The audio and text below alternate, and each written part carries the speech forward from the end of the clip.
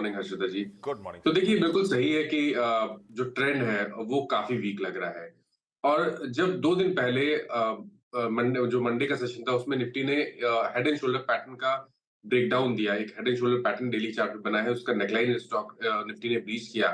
तो काफ़ी क्लियर हो गया था कि यहाँ से एक अच्छी खासी गिरावट देखने को मिलेगी। और कल के सेशन में 100 डे मूविंग एवरेज के नीचे फिसला एक बहुत ही अहम सपोर्ट था 19,200 का। निफ्टी ने उसको भी ब्रीच कर दिया, उसके नीचे फिसला है। तो क्योंकि ये सेटअप नेगेटिव है, लोअर टॉप लोअर बॉटम का ट्रेंड है और अमूमन हम देखते हैं कि जब भी निफ्टी अपने 100 डे मूविंग एवरेज को ब्रीच करता है तो बहुत ज्यादा चांसेस होते हैं कि वो 200 day moving average at least test करता है।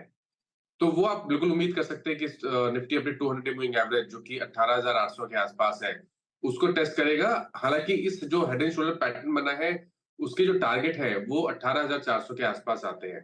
तो करंट लेवल से भी अच्छी खासी गिरावट देखने को मिल सकती है और सेम पैटर्न आपको बैंक निफ्टी में देखने को मिल रहे हैं। बैंक निफ्टी ने भी हेड एंड शोल्डर पैटर्न का ब्रेकडाउन दिया है।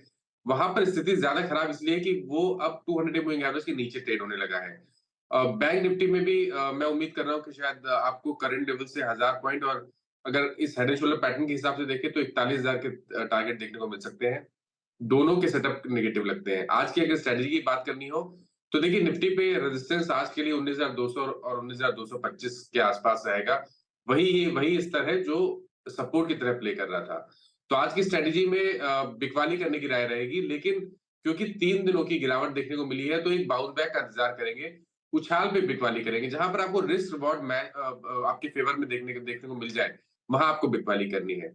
इसको कैसे जज करेंगे? तो उसका तरीका ये है कि 19,200 का आपको स्टॉप लॉस लगाना है और 18,900 के आपको टारगेट सेट करने हैं। तो अगर ये दोनों लेवल्स अगर आप ध्यान रखिए, जब आपका रिस्क रिवॉर्ड आपके फेवर में देखने को मिले उछाल पे, तब बिकवाली करिए।